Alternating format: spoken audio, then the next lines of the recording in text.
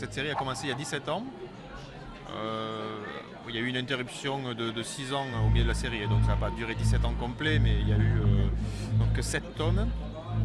Et donc j'ai commencé à dessiner les avions dessus, puisque à l'époque, quand j'avais commencé à travailler sur cette série avec un dessinateur, qui n'était pas du tout dessinateur d'aviation, on s'était partagé le travail, je faisais les avions et lui faisait l'album avec personnages, décors et tout. Et puis au bout de 3 albums, Nicolas Barral a quitté le bateau, je me suis retrouvé seul et j'ai donc pris le relais. Et j'ai donc tout dessiné, donc avions inclus et personnages qui allaient dans les avions aussi. Quand on fait un bouquin, il faut s'adresser au bon éditeur. Il faut savoir quel est l'éditeur qui a le catalogue qui correspond à ce qu'on vient de faire, à ce qu'on propose, et le lui proposer à lui. Les ailes de plomb s'arrêtent au tome 7, c'est terminé, il n'y aura pas de suite.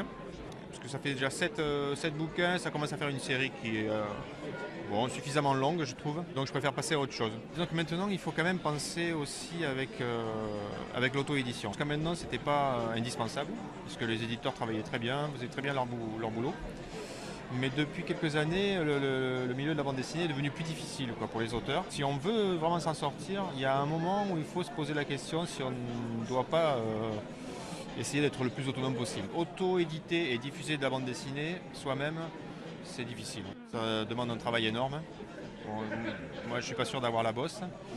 Mais par contre, pour l'illustration, ciblée comme ça, comme aviation, là, c'est tout à fait possible.